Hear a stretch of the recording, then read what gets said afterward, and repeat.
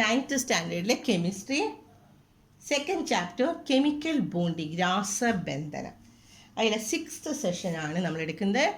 5 ഭാഗം നമ്മുടെ ഇതിൽ കഴിഞ്ഞു. ഇന്ന് നമ്മൾ പറയാൻ പോകുന്നത് പോളാർ നേച്ചറാണ്. നമ്മൾ കഴിഞ്ഞ ടോപ്പിക്ക് നമ്മൾ പറഞ്ഞതാണ് ഇലക്ട്രോ നെഗറ്റിവിറ്റി ഒക്കെ കാണാൻ പറഞ്ഞു തന്നു കഴിഞ്ഞു അല്ലേ. ഇനി നമുക്ക് പഠിക്കേണ്ടത് പോളാർ സ്വഭാവം, പോളാർ നേച്ചർ എന്താണെന്ന്. The 2 atoms of a homodiametric molecules have the same electronegativity values, hence they attract the shared pair of electrons equally. എന്താണ് നമ്മൾ നേരത്തെ പറഞ്ഞു, ഷെയർ ചെയ്യാണ്. ഡയാറ്റോമിക മൂലക തന്മാത്രകളിലെ 2 ആറ്റങ്ങളുടെ ഇലക്ട്രോൺ നെഗറ്റിവിറ്റി തുല്യമായതിനാൽ പങ്കുവയ്ക്കപ്പെടുന്ന ഇലക്ട്രോൺ ജോഡികളും തുല്യമായിട്ട് ആകർഷിക്കും. അതിന് എക്സാമ്പിളാണ് ഹൈഡ്രജൻ്റെ ഇലക്ട്രോൺ നെഗറ്റിവിറ്റി. അത് ഇതിൽ നോക്കി എഴുതാം. ഹൈഡ്രജൻ്റെ ഇലക്ട്രോൺ നെഗറ്റിവിറ്റി എത്രയാണെന്ന് നോക്കി എഴുതാം. ഇലക്ട്രോൺ നെഗറ്റിവിറ്റി ഓഫ് ഹൈഡ്രജൻ 2.20 ആണ്. What is electronegativity of chlorine? ക്ലോറിൻ്റെ നോക്കിവിടെ, ക്ലോറിൻ്റെ എത്രയാണ്? 3.16 ആണെന്ന്. അടുത്തത് the atomic nucleus of which of these atom has a greater tendency to attract. അപ്പോൾ ഇതിൽ ഏതിനായിരിക്കും ഗ്രേറ്റർ ടെൻഡൻസി? നമ്മൾ പറഞ്ഞു ഹൈഡ്രജൻ്റെ 2.20 ആണ്, ക്ലോറിൻ്റെ 3.16 ആണ് അല്ലേ. അങ്ങനെയാണെങ്കിൽ സഹസംയോജക ബന്ധത്തിൽ ഏർപ്പെടുന്ന ഇലക്ട്രോൺ ജോഡികളിൽ ഏത് മൂലക ആറ്റത്തിനാണ്, ന്യൂക്ലിയസിനാണ് കൂടുതൽ ആകർഷിക്കാൻ സാധ്യത? ഏതിനായിരിക്കും കൂടുതൽ സാധ്യത? ഏതിനാ കൂടുതലുള്ളത്? ഇലക്ട്രോൺ നെഗറ്റിവിറ്റി കൂടുതലുള്ളതാണ് കൂടുതൽ ആകർഷിക്കാന്ന് ഇവിടെ പറഞ്ഞു അല്ലേ. അപ്പോൾ ഏതിനായിരിക്കും? ക്ലോറിനാണ്. കാരണം ക്ലോറിനല്ലേ ഇലക്ട്രോൺ നെഗറ്റിവിറ്റി കൂടുതൽ ഉള്ളത്. ഇനി അടുത്ത പേജിൽ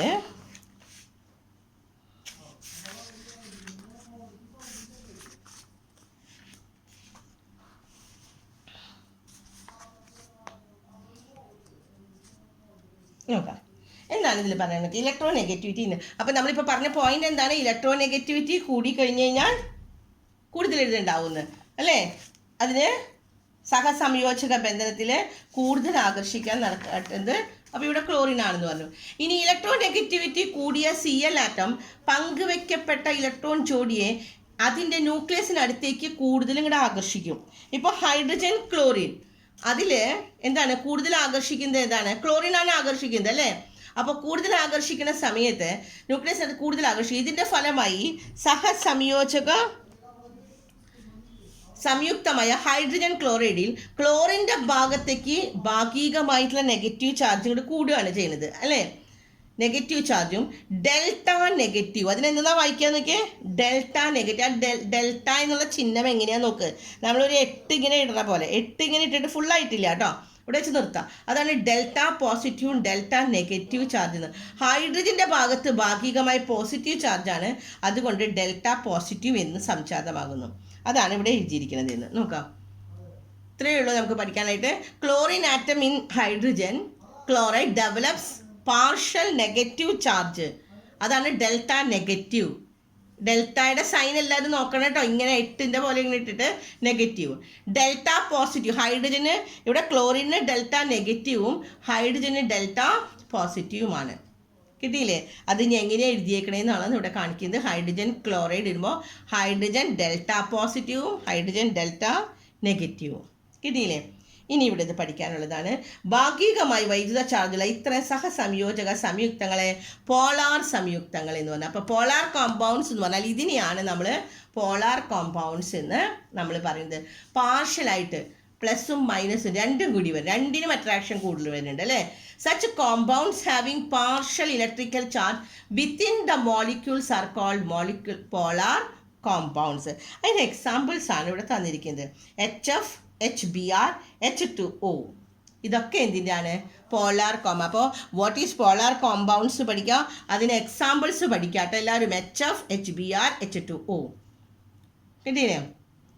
In the polyatomic molecules, the geometrical shape of the molecules is also the factor and that determine the polar nature. Polar natureൽ geometrical shape of the മോളിക്യൂളിൻ്റെ ഷേപ്പും കൂടി ഇതിനെ ബാധിക്കുമെന്ന്.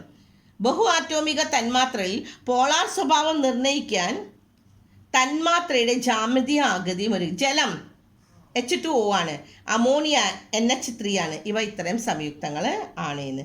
ഇനി ഈ കള്ളിയിൽ നോക്കാം. ഇത് നമ്മൾ രണ്ടാണ്. അയോണിക സംയുക്തവും സഹസംയോജക സംയുക്തവും രണ്ടും തമ്മിൽ. അയോണിക് കോമ്പൗണ്ടും കോവലന്റ് കോമ്പൗണ്ടും രണ്ടും തമ്മിലുള്ളത് നോക്കാം. ഫസ്റ്റ് വൺ, ഇതിൻ്റെ അവസ്ഥ എന്താണ്? അയോണിക സംയുക്തത്തിന്റെ അവസ്ഥ എന്താണ്? ഖരമായിരിക്കും. സഹസംയോജക സംയുക്തത്തിന്റെ അവസ്ഥ ഖരം ഉണ്ടാവും, ദ്രാവകം ഉണ്ടാവും, വാതകം. മൂന്നവസ്ഥയിലും കാണുന്നു. കിട്ടിയോ?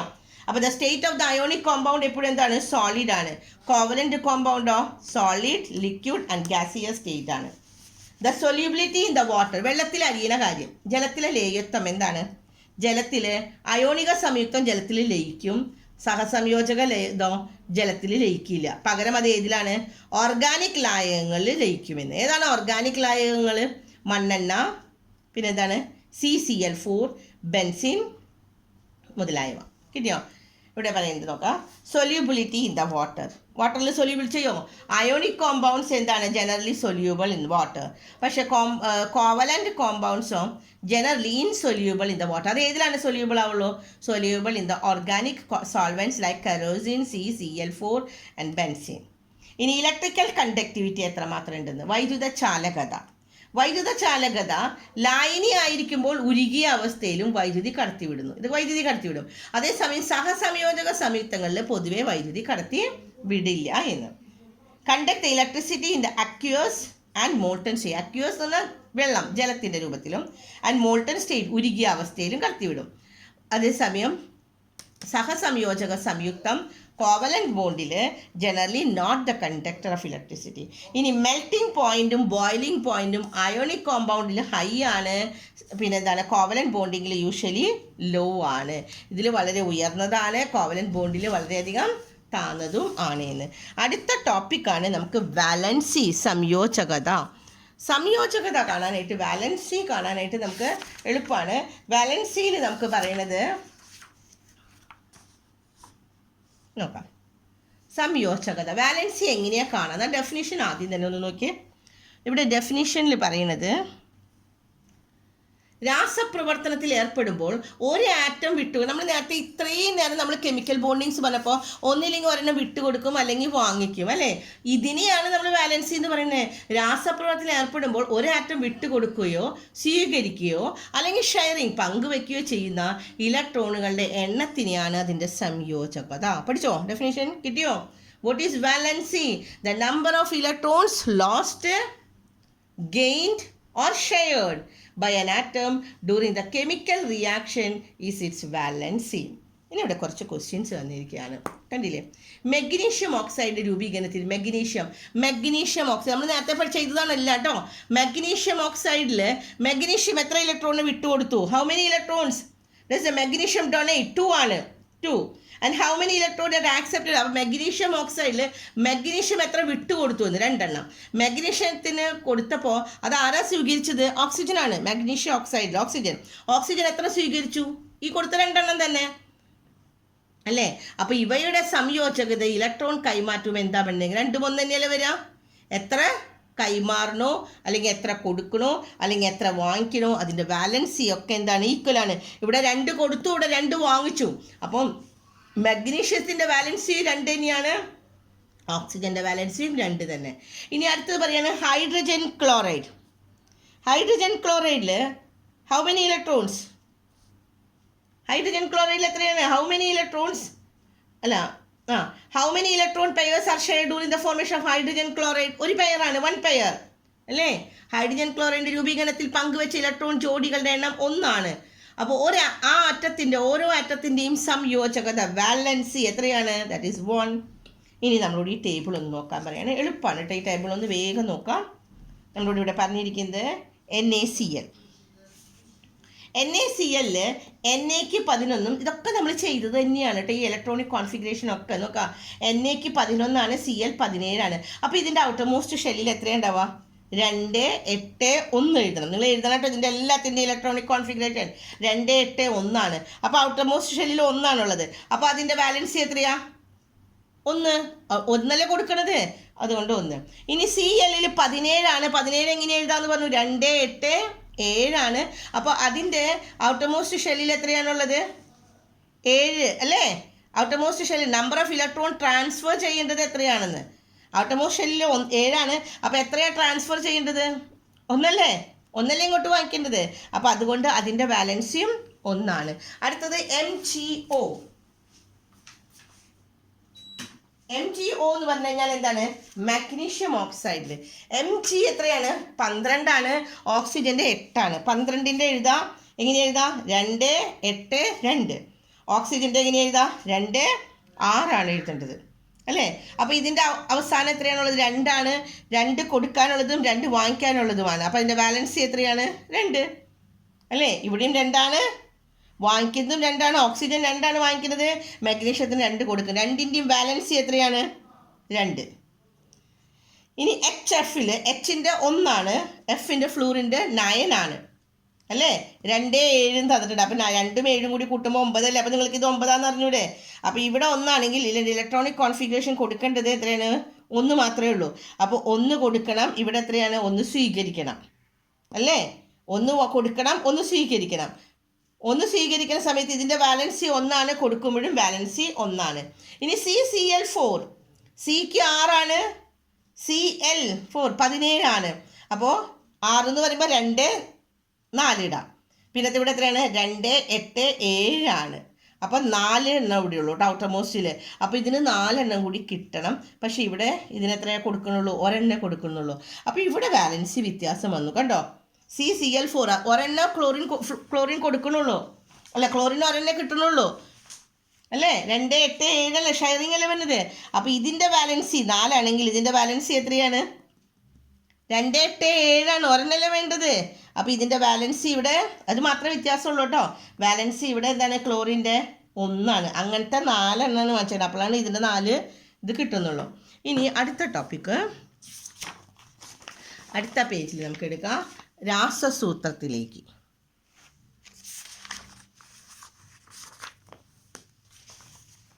എന്താണ് ഇവിടെ തന്നിരിക്കണതൊക്കെ? മഗ്നീഷ്യവും ക്ലോറിനും 2 കൂടിയാണ് നമുക്കിവിടെ പറഞ്ഞിരിക്കുന്നത്. മഗ്നീഷ്യവും ക്ലോറിനിലും എന്തൊക്കെ രാസപ്രവർത്തനങ്ങളാണ് നടക്കണതെന്ന് അതൊരു ടേബിൾ അവിടെ തന്നിട്ടുണ്ട്. Imagine the magnesium and chlorine combine together. Magnesium ക്ലോറിനും കൂടി ചേരുമ്പോൾ മെഗ്നീഷ്യം ക്ലോറൈഡ് ഉണ്ടാവണം അല്ലേ? അതിൽ മഗ്നീഷ്യം, അതിലെ എലമെൻ്റ് എന്താണ്? മഗ്നീഷ്യം ക്ലോറിനും അല്ലേ? മൂലകം മഗ്നീഷ്യം ക്ലോറിനാണ്. അപ്പോൾ മഗ്നീഷ്യത്തിൻ്റെ അറ്റോമിക് നമ്പർ 12, ക്ലോറിൻ്റെ എത്രയാണ്? 17. ഇതൊക്കെ നമ്മൾ കുറേ പ്രാവശ്യം പറഞ്ഞാൽ നമുക്ക് എഴുതാനറിയാം. ഇവിടെ എത്രയാണ്? 2, 8, 2. 17 എന്ന് വരുമ്പോൾ 2, 8, 7. അപ്പോൾ ഇവിടെ നമ്പർ ഓഫ് ഇലക്ട്രോൺ ഡൊണേറ്റ് ചെയ്യേണ്ടത് എത്രയാണ്? ഇവിടെ 2. ഇവിടെ 7. അപ്പോൾ അതിന് റിസീവ് ചെയ്യേണ്ടത് എത്രയാണ്? 1. കിട്ടിയില്ലേ?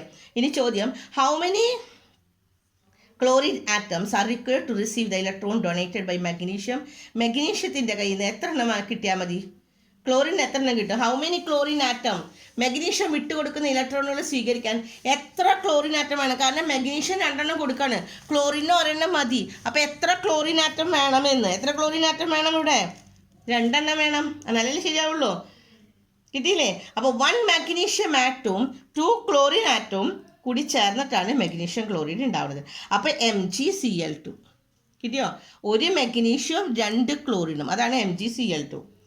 അപ്പോൾ ഇനി കെമിക്കൽ ഫോർമുല എഴുതാൻ നമുക്ക് എപ്പോഴും കിട്ടണമെന്ന്. Chemical formula is a method of indicating number of atom molecules using simple ഉപയോഗിച്ചത് പഠിക്കാട്ടെ ബൈ ഹാർട്ട്. എന്താണ് പറയുന്നത്? കെമിക്കൽ ഫോർമുല എന്ന് പറഞ്ഞാൽ it is a method of indicating the number of ആറ്റംസിനെ സൂചിപ്പിക്കുന്നത്. കാരണം മഗ്നീഷ്യം ക്ലോറൈറ്റിൽ മഗ്നീഷ്യം 1 എണ്ണം ഉള്ളൂ, ക്ലോറിൻ 2 എണ്ണം ഉണ്ട്. അപ്പോൾ 2 ആറ്റത്തിനെ സ്വീകരിക്കാനാണ് 2 എന്ന് കൊടുത്തിരിക്കുന്നത്. അതാണ് മഗ്നീഷ്യം ക്ലോറൈൻ്റെ കെമിക്കൽ ഫോർമുല. ഇനി aluminium fluoride is formed by combining aluminium ഫ്ലൂറിനും, അതാണ് അടുത്തത്. ഇവിടെ നമ്മൾ മഗ്നീഷ്യം ക്ലോറൈഡ് പറഞ്ഞു. ഇനി ഇതിൻ്റെ എന്താ പറയുന്നത്? അലുമിനിയം ഫ്ലൂറൈഡിൽ നോക്കാം.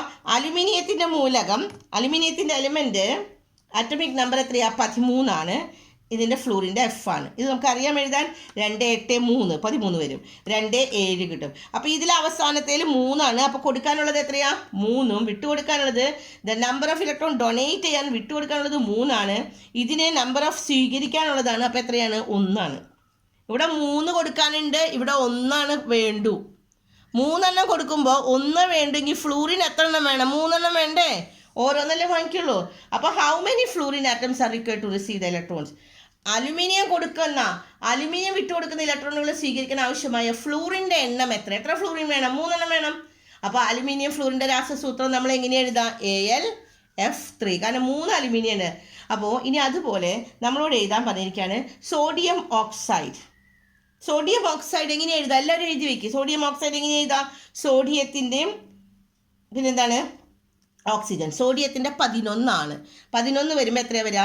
2, 8, 1. നമ്മൾ കുറേ പ്രാവശ്യം ചെയ്തതാണ് കേട്ടോ, അതുകൊണ്ടാണ് വേഗം പറയണത്. അതിൽ അവസാനത്തത് 1 ഉള്ളത്, അവസാനത്തെ ഷെല്ലിൽ.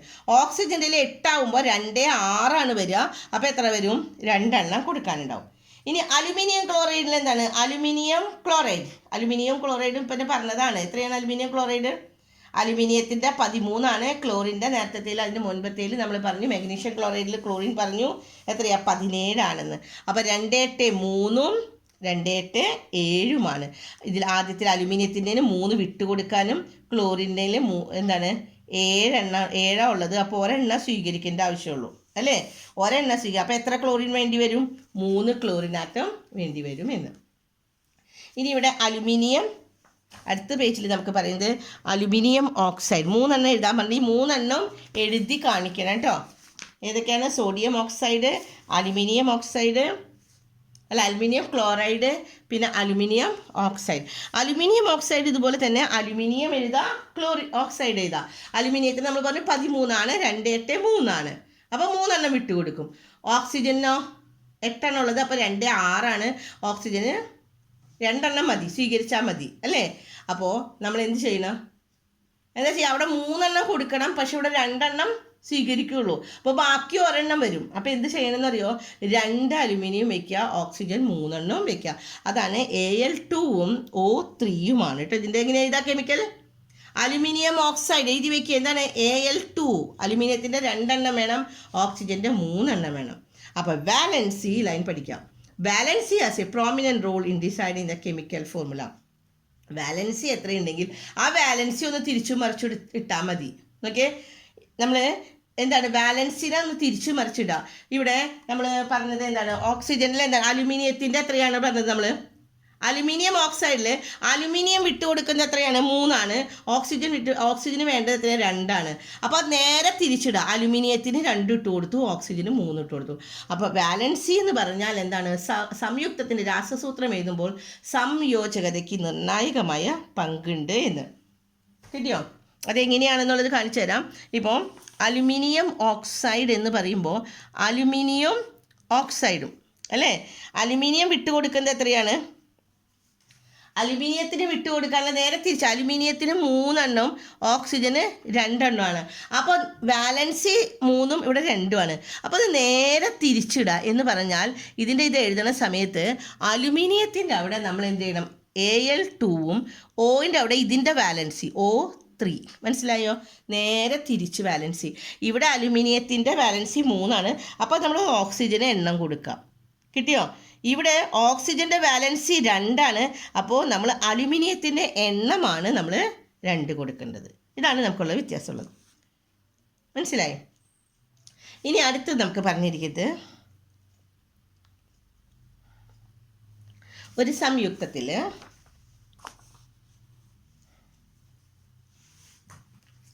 Let us find an easy way to write the chemical formula. അതിനിപ്പോൾ ഞാൻ പറഞ്ഞു തന്നു ഈസി വേ എന്താണെന്നുള്ളത്. മനസ്സിലായില്ലേ? Alൻ്റെ 3 അങ്ങോട്ട് കൊടുക്കുക, 2 ഓക്സിജൻ്റെ ഇങ്ങോട്ട് കൊടുക്കുക. ഇത് പറഞ്ഞു തന്നതാണ്. അതിൽ ഇതാണ് നമുക്ക് നോക്കേണ്ടത്. നോക്കാം. ഫസ്റ്റ് ക്വസ്റ്റ്യൻ നമ്മൾ പറഞ്ഞതാണ് which are the constituent element of aluminium oxide. Aluminium ഓക്സൈഡിൽ എന്താണ്? Al2O ആണ്. What are the valencies of aluminium? അലുമിനിയത്തിൻ്റെ വാലൻസി ഞാൻ എത്രയാണ് പറഞ്ഞത്? 3. ഓക്സിജൻ്റെ 2. അപ്പോൾ ഏതിനാണ്? Which have the lesser electronegativity. നിങ്ങളതൊന്നും ബുദ്ധിമുട്ടില്ല. നമ്മൾ ലെസ്സർ ഇലക്ട്രോ നെഗറ്റിവിറ്റി ഏതിനാണുള്ളത്? അലുമിനിയത്തിനല്ലേ കുറവുള്ളത് ഇലക്ട്രോ നെഗറ്റിവിറ്റി. അതുകൊണ്ട് അലുമിനിയം ആദ്യം എഴുതി, പിന്നെ ഓക്സിജൻ എഴുതാണെന്ന്. ഇതാണ് പറഞ്ഞത് chemical formula of carbon dye ഓക്സൈഡ്. അടുത്തത് കാർബൺ ഡൈ ഓക്സൈഡിൻ്റെ എഴുതാൻ പറഞ്ഞിരിക്കുകയാണ്. അപ്പോൾ അലുമിനിയം ഓക്സിജൻ്റെ കിട്ടി അല്ലേ? ഇനി നമുക്ക് ഇവിടെ പറഞ്ഞിരിക്കുന്നത് കാർബൺ ഡൈ ഓക്സൈഡിൻ്റെയാണ്. Carbon dye oxide what are the consistent element? ഏതാണ് കോൺസിസ്റ്റൻറ്റ് എലമെൻറ്റ്? കാർബണും ഓക്സിജനുമാണ്. അത് ഇതുപോലെ തന്നെ ചെയ്യാനുള്ളതാണ്. വാലൻസി കാർബണിൻ്റെ 4 ആണെന്ന് പറഞ്ഞു. അതുപോലെ തന്നെ ഓക്സിജൻ്റെ 2. അപ്പോൾ C2O4 ആണ്. C2O4 എന്ന് പറയുമ്പോൾ എന്താ ചെയ്യേണ്ടതെന്ന് അറിയോ? കോമൺ ആയിട്ടുള്ള ഡിവൈഡ് ചെയ്യുക. 2 2 പോവില്ലേ? അപ്പോൾ C2നെ 2 കൊണ്ട് ഡിവൈഡ് ചെയ്തു. പിന്നെന്താണ്? O4നെ 2 കൊണ്ട് ഡിവൈഡ് ചെയ്തു. അപ്പം നമുക്ക് കിട്ടി എന്താണ്? CO2 കിട്ടിയില്ലേ? ഇനി ഈ വാല്യൂ ഇത് നോക്കാം. എലമെൻസും കോമ്പൗണ്ട്സും. പൊട്ടാസ്യത്തിൻ്റെ വാലൻസി 1 ഓക്സിജൻ്റെ 2. അങ്ങനെ വരുമ്പോൾ പൊട്ടാസ്യം ഓക്സൈഡ് എങ്ങനെയാണ് എഴുതാം? പൊട്ടാസ്യത്തിന് 1, പൊട്ടാസ്യം K 1 അല്ലേ? ഓക്സിജൻ എത്രയാണ്? 2. അപ്പം ഞാൻ നേരത്തെ പറഞ്ഞു ഓക്സിജൻ്റെ 2 കേക്ക് കൊടുക്കുക അല്ലേ? ഓക്സിജൻ്റെ 2 K2O. അതേപോലെ സിങ്കിൻ്റെ 2, ബ്രോമിൻ്റെ 1. അപ്പോൾ നമ്മൾ സിങ്ക് ബ്രോമൈഡ് എഴുതുന്ന സമയത്ത് സിങ്കിന് എത്ര കൊടുക്കും? ബ്രോമിൻ്റെ 1 കൊടുക്കുക അല്ലേ? സിങ്ക് എന്ന് പറയുമ്പോൾ 1. പിന്നെ ബ്രോമിന് നമ്മൾ എത്ര കൊടുക്കുക? 2. ഇനി കാർബൺ ക്ലോറിന് CCl4 എന്ന് പറഞ്ഞു കഴിഞ്ഞാൽ കാർബണിൻ്റെ എത്രയാണ്? 4 വരുന്നത് അല്ലേ? കാരണം ക്ലോറിന് ഇവിടെ 4 കൊടുത്തിരിക്കുന്നത്. അപ്പോൾ അത് കാർബണിൻ്റെ വാലൻസിയാണ് 4. ക്ലോറിൻ്റെ വാലൻസി 1, അതുകൊണ്ടാണ് കാർബൺ. നേരെ വാലൻസി തിരിച്ച് കൊടുക്കുക ചെയ്യാം നമ്മൾ. മഗ്നീഷ്യത്തിൻ്റെ വാലൻസി 2, ഫ്ലൂറിൻ്റെ വാലൻസി 1. അപ്പോൾ മഗ്നീഷ്യം ഫ്ലൂറൈഡ് എങ്ങനെ എഴുതാം? മഗ്നീഷ്യത്തിന് ഫ്ലൂറിൻ്റെ വാലൻസിയായ 1 കൊടുക്കും, Mg 1 കൊടുക്കും. 1 എഴുതേണ്ട ആവശ്യമില്ല, അതുകൊണ്ട് Mg എന്ന് എഴുതുള്ളൂ. പിന്നെ ഫ്ലൂറിന് നമ്മൾ എന്താണ്? 2 കൊടുക്കണത്, കാരണം മഗ്നീഷ്യത്തിൻ്റെ വാലൻസിയായ 2 കൊടുക്കുന്നത്. അപ്പോൾ നമ്മൾ എപ്പോഴും കെമിക്കൽ ഫോർമുല എഴുതുന്ന സമയത്ത് വാലൻസി അങ്ങോട്ടും ഇങ്ങോട്ടും തിരിച്ച് നമ്മൾ എഴുതി കൊടുക്കുകയാണ്. ഇനി നമുക്ക് അടുത്ത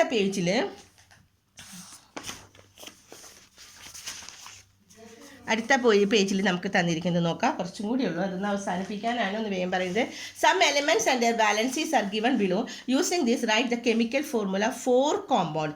4 കോമ്പൗണ്ട്സ് അത് എനിക്കൊന്ന് എഴുതി കാണിക്കണം കേട്ടോ. കാരണം ഓയ്ക്ക് വാലൻസി 2, Clന് 1, Liക്ക് 1, സിങ്കിന് 2. അപ്പോൾ നമുക്കതിൽ എന്തൊക്കെ ചേർത്ത് എഴുതാൻ വേണമെങ്കിൽ Cl അല്ലേ? Clഉം Oയും, അല്ലെങ്കിൽ സിങ്ക് ക്ലോറൈഡ് എഴുതി കൂടെ? സിങ്കും ക്ലോറിനും കൂടി ചേർക്കുമ്പോൾ സിങ്കിൻ്റെ 2, ക്ലോറിൻ്റെ 1. അപ്പോൾ നമ്മൾ സിങ്കിനാണ് 1, Zn 1 കൊടുത്ത് ക്ലോറിന് 2. അപ്പോൾ ZnCl2 അങ്ങനെ കൊടുക്കണം. അതേപോലെ സിങ്ക് ഓക്സൈഡ് കൊടുക്കാം. സിങ്കിന് 2, ഓക്സിജൻ്റെ വാലൻസി 2. അപ്പോൾ നമ്മൾ എന്താ ചെയ്യുക? Zn2ഉം O2. അപ്പോൾ രണ്ടിൻ്റെയും കോമൺ ആയിട്ടുള്ള 2 വെട്ടിക്കളഞ്ഞ് ZnO കിട്ടിയ എല്ലാവർക്കും. അതങ്ങനെ ഒന്ന് എഴുതാൻ നോക്കാം. ബാക്കി ഞാൻ നിങ്ങൾക്ക് ക്ലാസ്സിൽ വരുന്ന സമയത്ത് ഇത് പറഞ്ഞു തരാം. ഇത് ചെയ്തിട്ട് കിട്ടാത്തവർക്ക് ഞാൻ പറഞ്ഞു തരാം കേട്ടോ. ഒന്ന് എഴുതി നോക്കാം. ഓക്കെ. അപ്പോൾ നമ്മൾ നമ്മുടെ ക്ലാസ്സിൽ നിന്ന് അവസാനിക്കുകയാണ്. നമ്മൾ അടുത്ത പാഠം നമുക്ക് അടുത്ത ക്ലാസ്സിൽ എടുത്തു തരാം.